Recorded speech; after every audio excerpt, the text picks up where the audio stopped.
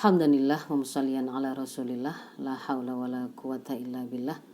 Rabbi surahli sadri wa yassirli amri wahlul 'uqdatam min lisani yafqahu qawli.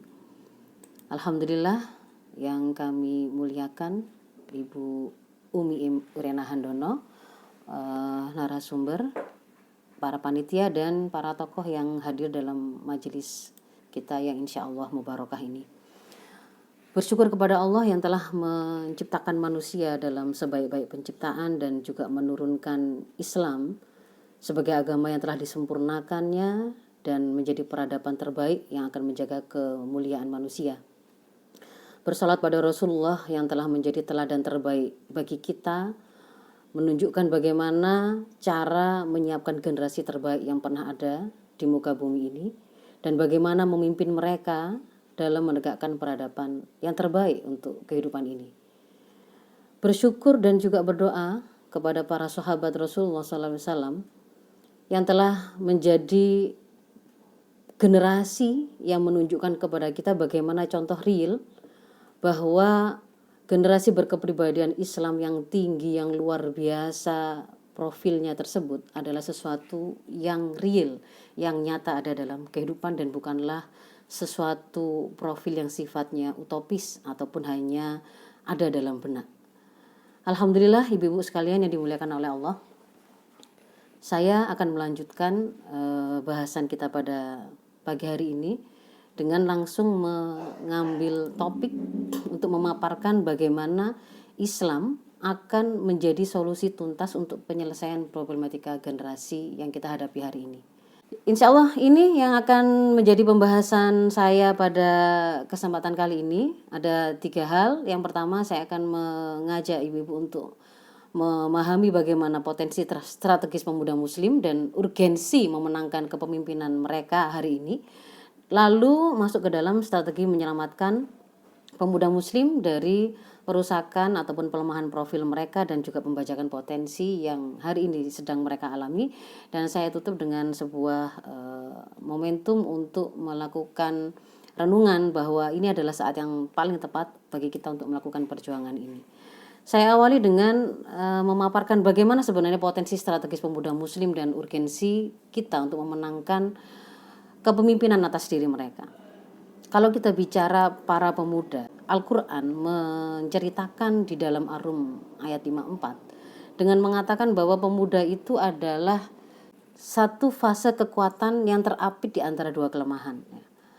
Masa muda adalah masa kuat setelah masa kelemahan ketika kita masih bayi, anak-anak, belum dewasa, sehingga kemudian kita sampai pada masa kuat yaitu masa pemuda, dan kemudian nanti akan melemah kembali ketika kita mengalami masa tua atau lansia. Jadi ketika kita bicara masa muda, maka di situ kita bicara sebuah momentum yang tidak berlangsung selamanya. Ada batasan waktunya. Maka itu akan menjadi sebuah pelajaran penting bagi kita untuk ketika bicara memberdayakan pemuda, maka kita juga bicara di situ ada unsur momentum. Lalu bagaimanakah gambaran profil generasi muda kalau dalam konsep Islam? Di sebelah kiri yang saya tuliskan di slide, di situ tuntunan Islam mengatakan para pemuda generasi itu harus kita siapkan untuk memiliki profil satu hamba Allah di dalam Ad-Dariyat 56. Wa ma khalaqtul jinna wal insa illa liya'budun. Tidaklah aku ciptakan jin dan manusia kecuali hanya untuk beribadah kepadaku. Maka dimanapun mereka berada, mereka haruslah menjadi ibadullah. Lalu yang kedua, salah satunya di Al-Baqarah 30 ketika Allah berfirman mau menciptakan Nabi Adam, maka beliau mengatakan Nabi Adam itu memiliki fungsi sebagai khalifatullah fil ard. Khalifatullah fil ard di sini adalah bagaimana dia mengelola bumi, memakmurkan bumi dengan tuntunan yang diberikan oleh Allah. Lalu yang ketiga, mereka harus kita lahirkan dalam bentuk generasi yang senantiasa lurus dalam kepribadian dan fitrahnya. Mereka tidak boleh lemah, mereka harus tangguh, kuat, berkualitas seperti di dalam An-Nisa 9 yang kita dilarang meninggalkan generasi lemah di belakang kita. Dan yang kelima ini khas hanya ada dalam generasi Islam, yaitu mereka akan bisa menjadi khairu ummah ukhrijat linnas kalau mereka menjadi pelaku yang melakukan ta'muruna bil ma'ruf wa tanhauna 'anil munkar wa tu'minuna billah. Mereka menjadi penegak kebenaran dimanapun mereka berada, melakukan amar ma'ruf nahi mungkar karena dorongan iman. Sehingga dalam sejarahnya kemudian kita melihat para pemuda Muslim ini senantiasa melakukan peran menjadi pengubah peradaban, menjadi pemimpin kebangkitan. Kita bisa berkaca dari masa jahiliyah, kemudian Islam turun dengan generasi pertamanya adalah Rasul dan para sahabat beliau. Kita bisa melihat bagaimana mereka mengubah peradaban dunia hari itu. Mereka lah menjadi pemimpin kebangkitan. Mereka yang kemudian juga menjadi pelaksana kemaslahatan masyarakat. Ada yang menjadi khalifah, ada yang menjadi amirul jihad, ada yang menjadi qadhi, dan seterusnya. Mereka kemudian juga menjadi peninggi bangunan peradaban.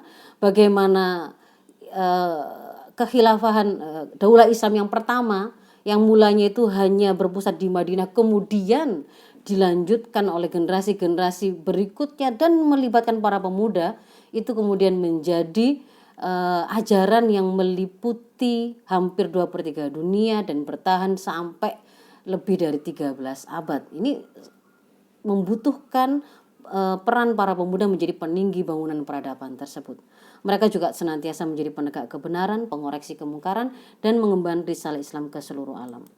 Secara real, kita bisa mendapati banyak sekali contoh-contoh profil para pemuda Muslim yang luar biasa. Sengaja tidak mengambil dari kalangan para sahabat. Ibu-ibu bisa membaca sendiri bagaimana sirah Rasul dan para sahabat luar biasanya mereka. Tidak juga mengambil di antara profil yang saya sampaikan di sini adalah Muhammad Al-Fatih, karena itu pun kita sudah tahu beliau adalah pemimpin terbaik dari pasukan terbaik yang membebaskan Konstantinopel. Tapi sebenarnya kita memiliki banyak sekali profil-profil pemuda Muslim yang luar biasa, yang itu membuat konsep Islam tentang pemuda tadi itu hidup di tengah-tengah kenyataan, bukan khayalan, bukan tokoh dalam kertas-kertas yang hanya ada dalam pikiran atau ada dalam benak, tidak, tapi real. Ada Muhammad bin Qasim As-Saqafi, 16 tahun sudah menjadi pemimpin yang membebaskan daerah India. Ada Muhammad bin Idris Asy-Syafi'i, meskipun yatim sejak bayi, akan tetapi tidak menghalangi beliau untuk kemudian menjadi seorang mufti di usia yang masih belia, yaitu 15 tahun. Kita juga mengenal ada Muhammad bin Ismail Al-Bukhari yang melewatkan 16 tahun hidupnya demi mengumpulkan sampai 1 juta hadis dari 80.000 orang yang bisa meriwayatkan dan memerasnya hingga menjadi sekitar 7.000-an hadis sahih saja yang kemudian ditinggalkan kepada kita sebagai Sahih Bukhari, yang hari ini bahkan manfaatnya masih terus senantiasa menerangi kita untuk bisa mengetahui manakah hadis-hadis sahih dari berbagai macam hadis-hadis, dari yang lemah maupun sampai yang palsu gitu ya, sehingga kemudian kita sebagai umat yang ada di akhir zaman ini masih bisa mendapatkan tuntunan Rasul itu dengan kejelasan, karena ada sahih dari hadis yang diriwayatkan oleh Rasul yang dikumpulkan oleh Muhammad bin Ismail Al-Bukhari.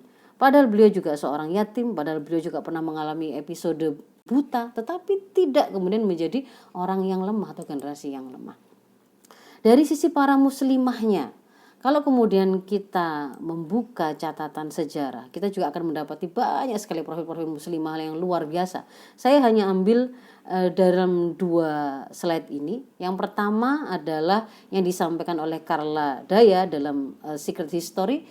Di situ beliau menggambarkan bahwa di dalam peradaban Islam ada para ulama perempuan, intelektual muslimah, bahkan sampai mencapai peringkat tertinggi di semua bidang ilmu tentang agama ini. Mereka jadi ahli hukum terkenal, mereka bisa mengeluarkan putusan-putusan Islam, menafsirkan Quran, meriwayatkan hadis, bahkan mampu menantang putusan hakim. Karena mereka memiliki kemampuan akan hal tersebut. Dan yang kemudian sangat menarik adalah apa yang ditulis oleh Muhammad Nadwi Akram dalam biografi 8.000 muhadditsat atau Women Islamic Scholar ya. Dikatakan di sana bahwa dari 8.000 muhadditsat yang beliau kumpulkan biografinya itu, tidak seorang pun dari mereka dilaporkan telah menganggap rendah domain kehidupan keluarga atau mengabaikan tugas-tugas di dalam lingkup domestik. Tidak ada yang menganggap bahwa menjadi seorang perempuan itu adalah warga negara kelas 2, merugikan, lebih rendah dari laki-laki, sebagaimana yang dituduhkan oleh para feminis. Atau sebaliknya, tidak ada pula di antara mereka yang kemudian menganggap tugas mereka hanya mengurusi domestik saja. Sehingga kemudian mereka merasa tidak punya tugas untuk mengurusi masyarakat yang lebih luas di luar kehidupan domain keluarga. Ini adalah profil real para generasi muda Islam dalam konsep maupun dalam kenyataannya. Kita sudah melihatnya dalam sejarah, kita sudah melihat bagaimana peradaban yang kemudian mereka bangun, mereka pertahankan, mereka sebarluaskan. Nah, hari ini potensi profil yang luar biasa tersebut itu bertemu dengan potensi jumlah yang juga luar biasa. Dalam konteks Indonesia, sering kali disebut bonus demografi yang itu kemudian oleh para pejabat kita, para pemegang kebijakan selalu disebut-sebut sebagai sebuah sandaran dilahirkan, ini sebuah kebijakan. Dikatakan kita mengalami bonus demografi ketika jumlah penduduk usia produktif kita jauh lebih besar daripada usia non produktifnya. Kita akan panen generasi X, milenial dan Z itu sekitar sampai 70% dari jumlah penduduk. Dan akan mengalami puncak itu pada masa-masa hari ini. Dari 2020 sampai 2030, 10 tahun ini.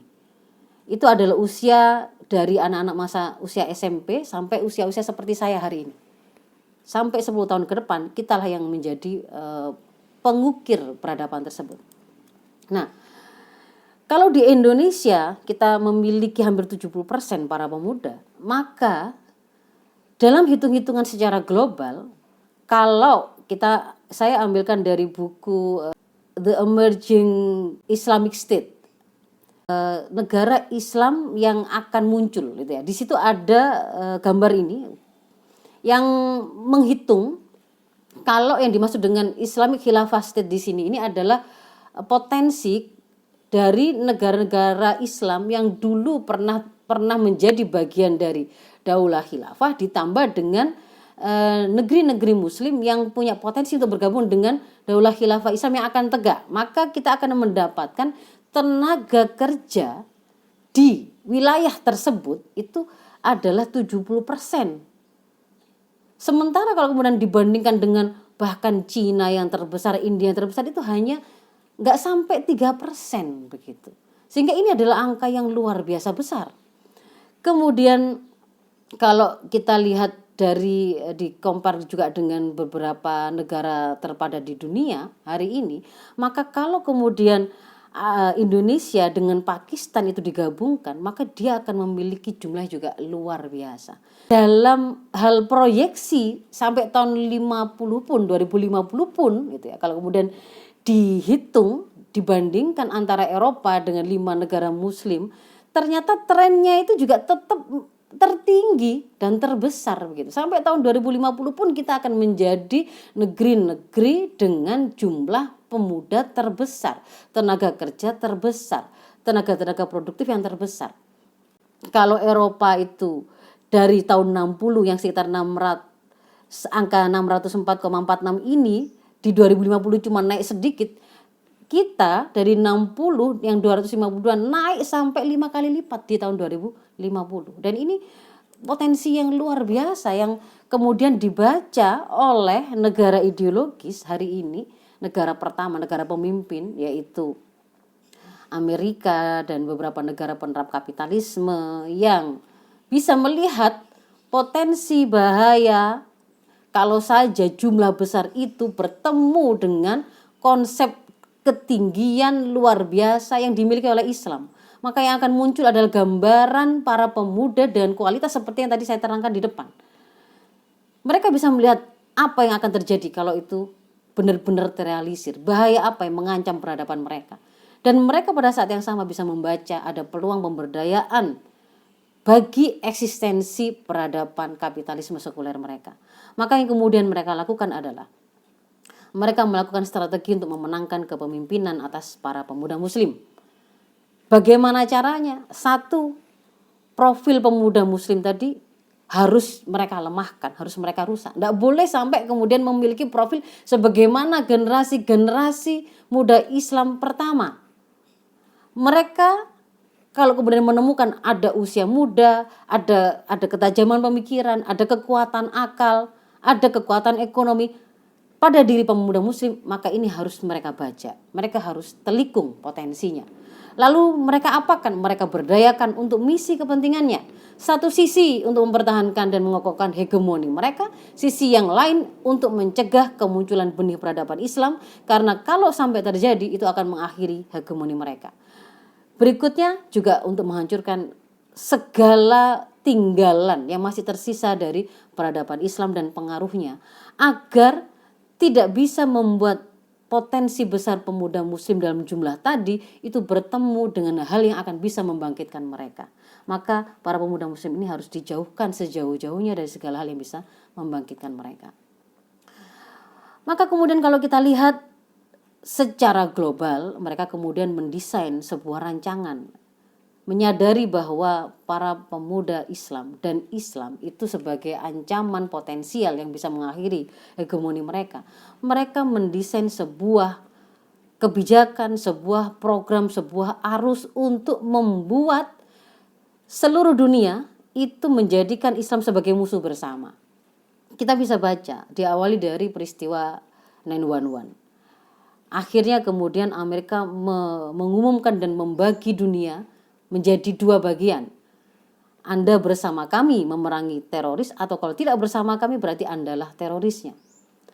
Lahirlah isu terorisme, diperkenalkan Islam radikal, diperkenalkan agenda bersama War on Terrorism. Ketika War on Terrorism ini sudah mulai tidak menemukan giginya, tidak memiliki kemampuan untuk memobilisir kepercayaan masyarakat dunia, mereka kemudian meneruskannya, mengganti narasinya dengan mengatakan perang bersamanya adalah war on radicalism.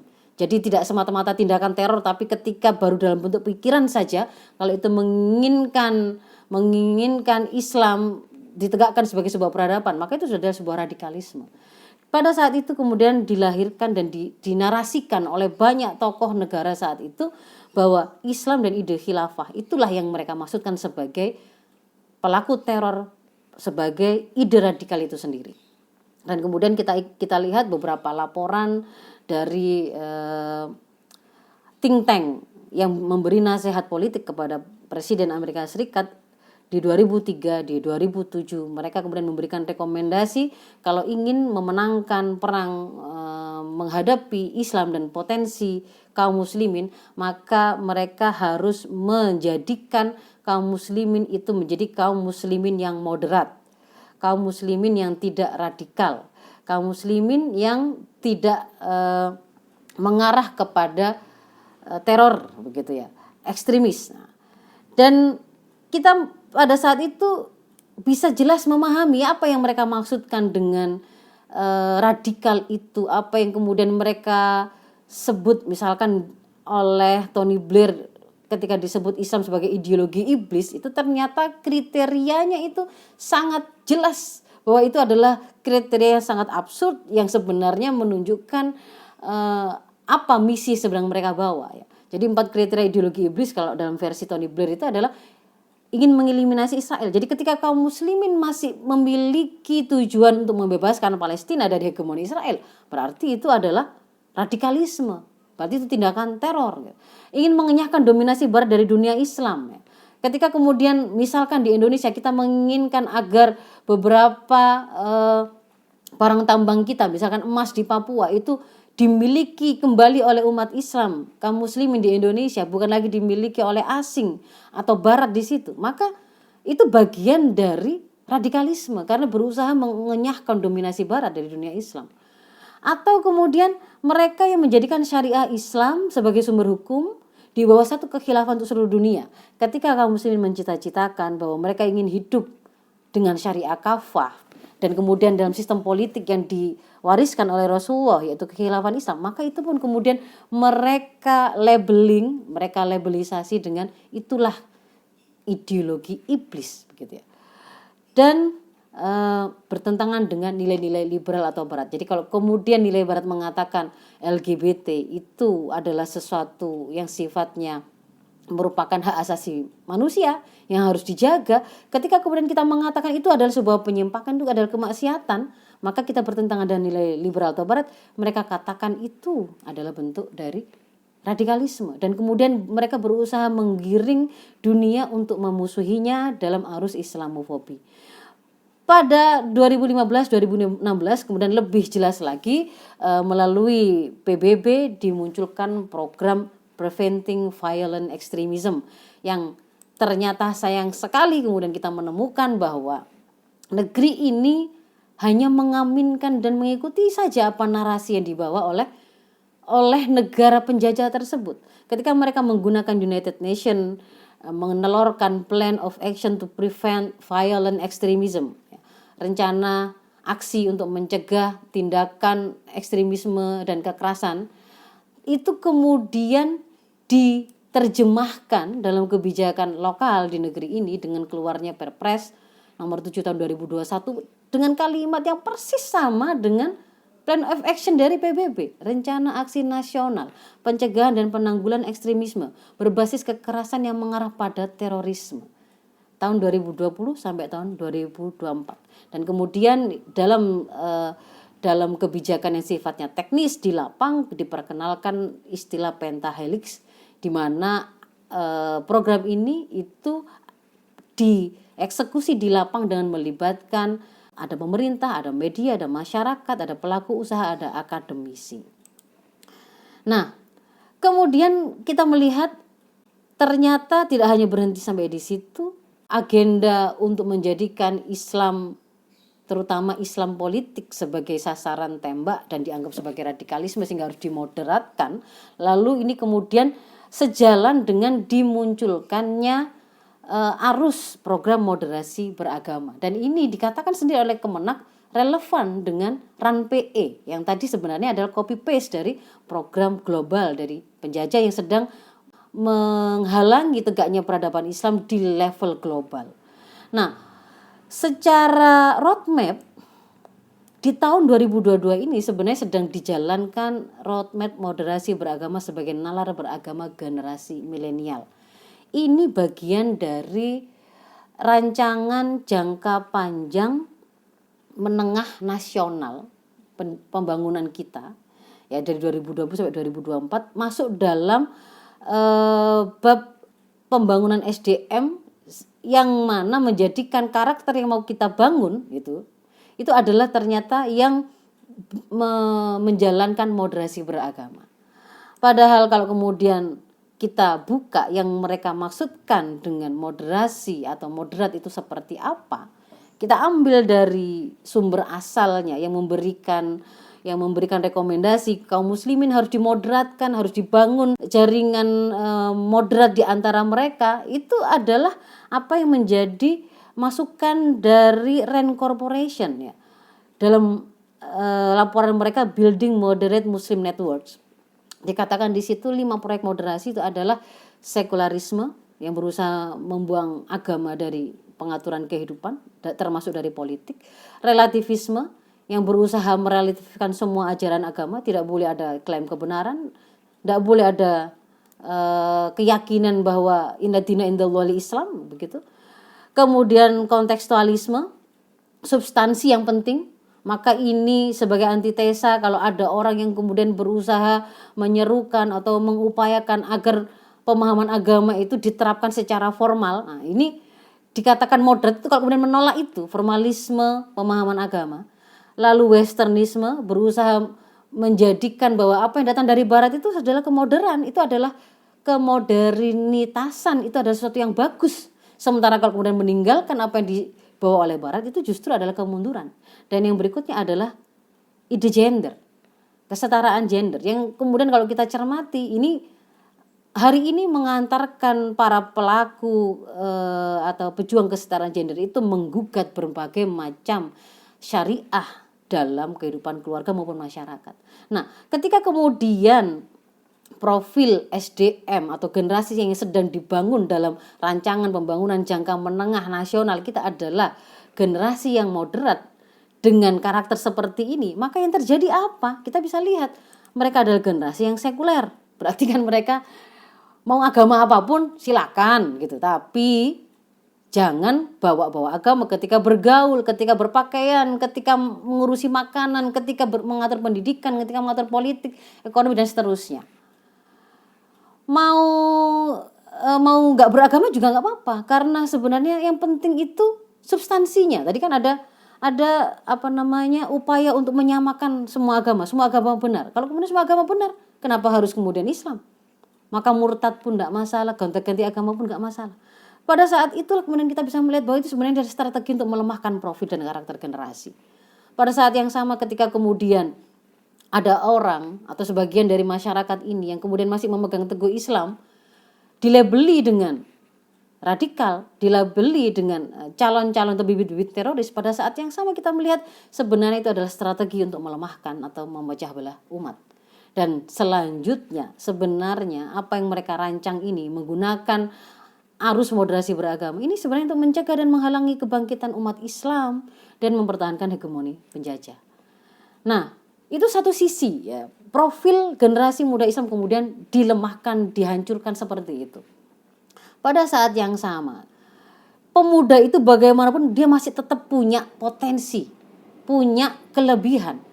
Dan sayang sekali kita sebagai negara pengekor yang mungkin hari ini tidak dijajah secara fisik, tapi pemikiran benar-benar kita mengalami penjajahan. Non fisik kita juga mengalami penjajahan dalam berbagai bidang. Kita hanya bisa melihat potensi pemuda itu sebagaimana narasi yang diberikan oleh para penjajah tersebut. Narasi yang mereka berikan bagaimana? Ketika mereka bicara bonus demografi, itu selalu bicaranya begini. Bonus demografi ini itu adalah potensi kalau kita berhasil membuat para generasi yang produktif tadi itu bekerja semua, menghasilkan cuan semua. Kalau kemudian tidak berhasil, maka itu akan menjadi bahaya karena mereka akhirnya nganggur, mereka akhirnya kemudian menjadi pelaku kriminal dan seterusnya. Tanpa kemudian memiliki sebuah pandangan yang lebih besar dari itu bahwa para pemuda tadi itu punya peran dalam menjaga baik buruknya masyarakat, sebagai penegak kebenaran, sebagai calon-calon pelaksana kemaslahatan masyarakat itu tidak bisa dilihat. Maka ketika kemudian diarahkan, dinarasikan bahwa Anda ketika mengalami bonus demografi maka Anda punya peluang menjadi 5 terbaik dunia pada saat Indonesia emas. Apa yang dimaksud dengan 5 terbaik dunia itu? Dilihat dari ukuran yang sifatnya ekonomis ala kapitalis. Misalkan kalau semua yang terberdayakan dengan bagus para pemudanya tadi, Anda akan bisa memiliki PDB per kapita 30.000 US dollar per tahun. Padahal seandainya pun kemudian kita berhasil merealisir pada tahun 2045 mewujudkan pendapatan per kapita sekian, apakah ini bermakna tidak ada lagi yang namanya anak-anak miskin yang tidur di jalan? Apakah ini bermakna tidak ada lagi penduduk atau warga negara kita yang tidak bisa mengakses layanan kesehatan yang berkualitas? Apakah ini maknanya tidak ada lagi anak-anak kita yang kesulitan untuk mengakses pendidikan tinggi yang hari ini semakin malu katanya? Sama sekali tidak, karena itu sama sekali tidak pernah menjadi ukuran kesejahteraan dalam konsep kapitalisme. Ini adalah angka rata-rata yang bisa jadi angkanya itu disumbang oleh orang terkaya yang jumlahnya segelintir saja. Ibaratnya 100 kue begitu di hadapan 10 orang tidak dipandang siapa yang sebenarnya kemudian menghabiskan 100 kue tadi. Yang dilihat adalah 100 kue kalau dibagi 10 orang sudah cukup.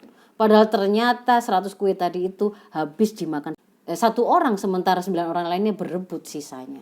Nah, itu yang kemudian dinarasikan ya, bahwa kalian harus bekerja, generasi muda ini harus diarahkan untuk kemudian jangan sampai nganggur. Maka kemudian mereka juga melakukan agenda menginfiltrasi dunia pendidikan hari ini. Ketika sekularisasi itu kita ambil masuk ke dalam dunia pendidikan kita, maka disitulah agenda penjajahan itu bisa masuk.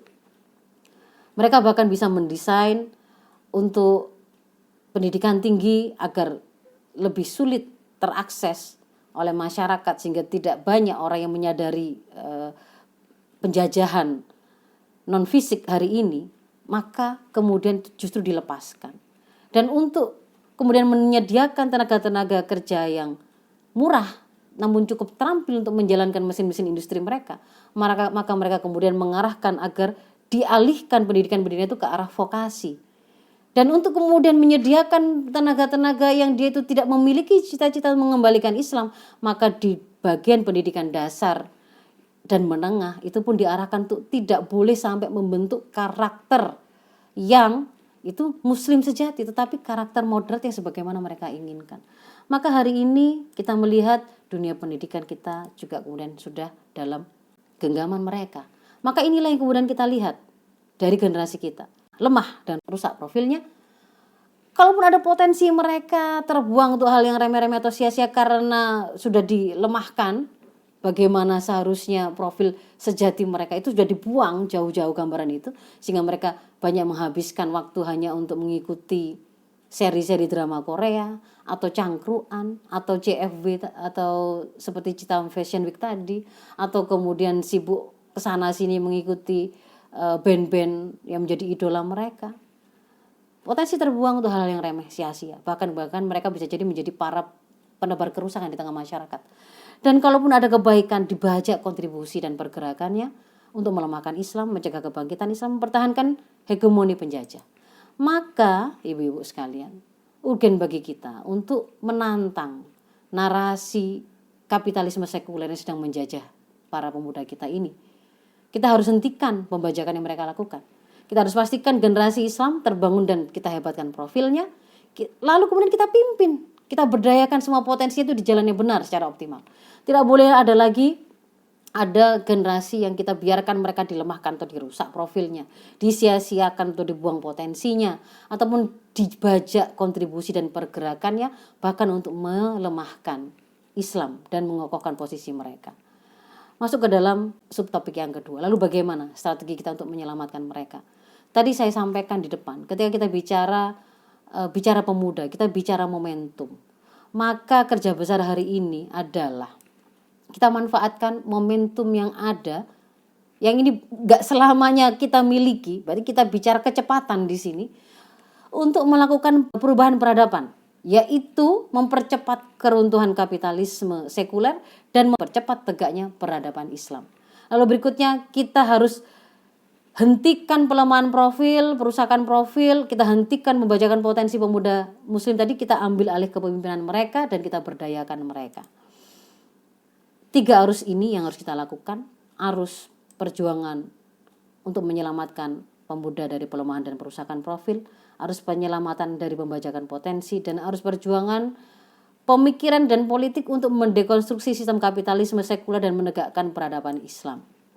Nah, bagaimana caranya?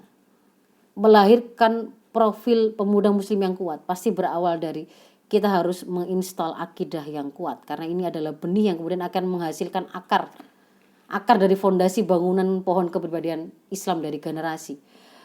Kita ajarkan anak-anak kita untuk memiliki akidah yang kokoh, yang kemudian kita lanjutkan dengan memberikan kesadaran, membuat mereka memiliki kesadaran dan pemahaman bahwa hanya dengan Islam kafah saja sebagai jalan hidup, dan itu sebagai konsekuensi keimanan yang dia punya, maka dia akan bisa hidup dengan tertuntun, tanpa kesasar-sasar, tanpa tersesat, lurus dalam jalan yang akan mengantarkan mereka pada kebahagiaan dan keselamatan.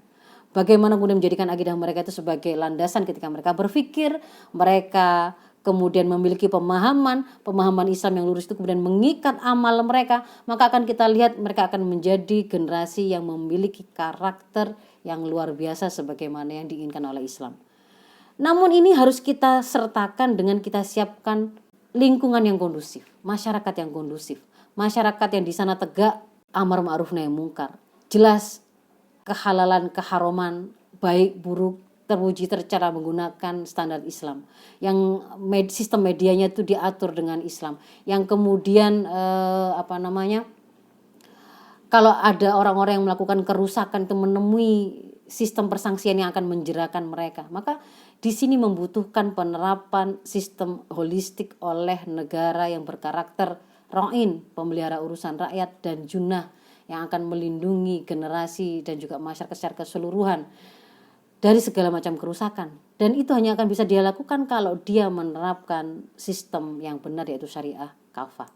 Maka para subjek pelaku pendidikan generasi harus kita kuatkan kembali, harus kita buat mereka semua bisa menjalankan fungsinya, mulai dari keluarga muslim yang tangguh, yang kuat, yang bisa menghasilkan benih-benih awal generasi berkebudayaan Islam yang tangguh, dilanjutkan dengan sistem pendidikan formal dengan kurikulum yang terstruktur sebagaimana yang kemudian diinginkan untuk melanjutkan pendidikan yang dilakukan oleh keluarga sebagai peletak dasar, dan itu kemudian juga di backup dengan sekolah besar generasi, yaitu masyarakat yang kondusif, dan itu membutuhkan negara sebagai penerap kebijakan yang seharusnya kemudian menjadi benteng terkuat untuk memenuhi kebutuhan generasi dan juga menjaga kebaikan mereka. Semua harus bersinergi dan menjalankan fungsinya. Tidak boleh ada lagi keluarga-keluarga muslim, ibu-ibu muslimah yang tidak tahu bahwa dia itu adalah guru pertama, sekolah pertama, yang punya tugas untuk meletakkan dasar bagi profil kepribadian Islam generasi. Harus kita sempurnakan. Kalau ada yang belum tahu, maka harus kita lakukan edukasi. Tidak boleh ada lagi pelalaian atas pendidikan generasi. Kalau sudah terjadi, maka harus segera dihentikan, ditaubati dan diperbaiki. Sistem pendidikan hari ini yang dibajak oleh para penjajah harus kita ambil alih, harus kita selamatkan. Kenapa? Karena sistem pendidikan itu adalah metode untuk menjaga atau mewariskan ideologi, sakofah, pemikiran yang kita punya, termasuk untuk menghasilkan SDM-SDM yang kita butuhkan untuk mengembannya, melaksanakan dan menyebarluaskannya. Sementara kalau kita bicara ideologi, kita bicara sakofah, kita bicara pemikiran, maka itu adalah tulang punggung bagi keberadaan satu umat atau bangsa. Bangunan fisik bisa dihancurkan, tetapi selama mereka masih memiliki ideologi, memiliki sakofah, pemikiran, maka sehancur apapun bangunan-bangunan fisik itu, begitu ada kesempatan, maka akan segera dibangun kembali semuanya. Tetapi kalau kemudian sudah sakofahnya yang kemudian dibajak, yang diajarkan ke umat, ke generasi itu sesuatu yang salah, ideologinya yang kemudian ideologi asing atau penjajah yang kemudian ditanamkan, maka apa yang bisa kita harapkan dari generasi? Kita sedang menghabisi eksistensi peradaban kita, dan kita malah membangun peradaban para penjajah. Maka kita harus menggunakan semua potensi yang kita punya. Kalau ada di tengah-tengah umat ini, para guru, para dosen, orang-orang yang terkoneksi dengan generasi secara langsung sebagai pendidiknya, bunyai, tokoh, semua harus bergerak bersama. Setiap kali memandang generasi, setiap kali memandang anak didik mereka, murid mereka, mahasiswa mereka, maka mereka harus punya pikiran, ini semua adalah generasi muda Islam yang harus mereka didik, yang harus mereka siapkan untuk menjadi pejuang penegak peradaban Islam terdepan. Dan mereka berpacu dengan waktu, karena kita bicara momentum. Kita harus pastikan kontak-kontak dakwah secara masif untuk bisa membuat generasi muda kita, siapapun itu, dan para pendidik generasi itu untuk ketemu dengan dakwah Islam ideologis ini, dakwah yang akan mencerahkan mereka, yang akan menguatkan mereka. Dan nanti mereka akan menjadi barisan pengemban dakwah Islam ini, memperbesar jangkauan pengaruh dari Islam ini. Yang berikutnya, kita harus secara berani membongkar racun agenda yang itu sebenarnya merupakan sebuah pembajakan, agenda penjajahan dalam berbagai macam kesempatan. Misalkan dikoneksikannya dunia pendidikan dengan dunia industri dan dunia usaha. Sebenarnya itu adalah upaya lepas tangannya negara untuk kemudian menjamin warga negaranya untuk mendapatkan lapangan pekerjaan, tetapi langsung mengkoneksikannya dengan dunia industri. Industri sajalah yang kemudian membiayai, industri sajalah yang kemudian langsung memberikan reward kepada mereka yang bekerja. Jadi ini adalah sesuatu yang sebenarnya sangat berbahaya. Kita kristalisasi dukungan dari para tokoh umat terkait, forum-forum semacam ini, Ketika kemudian kita sudah mendapatkan kesepemahaman, ibu-ibu mendukung, maka kita kristalisasi dukungan ini untuk kemudian bisa menggagalkan apa yang menjadi rancangan para penjajah atas generasi ini. Yang tidak kalah penting dan senantiasa harus dilakukan oleh siapapun dari kita adalah kita terus memastikan untuk senantiasa melakukan dakwah penegakan Islam kafah dimanapun kita berada untuk mempercepat keruntuhan peradaban kapitalis sekuler dan mempercepat tegaknya peradaban Islam. Kenapa? Karena tegaknya peradaban Islam itulah yang nanti akan menyempurnakan semua ikhtiar penyelamatan generasi hari ini, yang akan memimpin pemanfaatan dan pemberdayaan generasi hari ini secara optimal itu adalah negara, begitu. Tidak orang per orang. Maka ini upaya untuk menegakkan semua aturan-aturan Allah secara kafah ini yang membutuhkan metode negara yang mau menerapkannya, itu adalah sesuatu yang harus kita senantiasa perjuangkan. Dan ibu-ibu, saya ingin menutupnya dengan menunjukkan kepada ibu-ibu bahwa masa kita ini adalah masa istimewa. Kita tidak pernah menyangka bahwa pada masa kita ini ternyata kita menemui 100 tahun pasca keruntuhan khilafah. Kalau khilafah itu runtuh pada 1924, maka 100 tahunnya kalau hitungan Masehi adalah besok pada tahun 2024. Insya Allah, semoga Allah pertemuan kita dengan kesempatan tersebut. Tetapi kalau kemudian kita menghitungnya dengan hijriyah, maka itu sudah 2 tahun yang lalu. Satu tahun atau 2 tahun yang lalu ya. Jadi kita menemukan itu, padahal kita menemui ada banyak riwayat hadis yang menceritakan tentang akan ada mujaddid pembaharu yang selalu diturunkan dalam periode 100 tahunan. Kemudian kita juga tidak pernah mengira pada masa kita bertemu dengan wabah. Padahal wabah itu tidak selalu terjadi tiap tahun atau 10 tahun atau 100 tahun, tidak mesti. Dan wabah itu dalam kajian-kajian yang dilakukan oleh para pakar di antara Ibnu Khaldun itu sangat dekat dengan terjadinya perubahan peradaban. Dekat dan memicu perubahan peradaban. Apalagi kalau kemudian kita kaitkan dengan situasi hari ini. Dekade kita ini sampai 2030 di negeri ini akan terjadi bonus demografi. Kita punya tanggung jawab betul dalam memandang potensi jumlah tersebut. Secara kajian historis yang dilakukan oleh Luke Camp itu adalah seorang periset dari Universitas of Cambridge. Beliau menyusun beberapa peradaban yang ada di dunia, naik turunnya, itu kemudian menemukan kalau ada 4 tanda ini, perubahan iklim, ketidaksetaraan dan oligarki, kerusakan lingkungan yang luar biasa, dan kompleksitas persoalan karena pengaturan yang mereka lakukan sendiri, maka dia katakan itu adalah tanda dari mau runtuhnya sebuah peradaban. Dan hari ini ternyata kita menemukan keempat-empatnya. Bisa jadi itu adalah tanda dari keruntuhan peradaban kapitalisme hari ini. Nah, tentu peradaban rusak ini harus kita rubah. Dan belajar tentang perubahan, maka kita bisa lihat dari 2 hal. Yang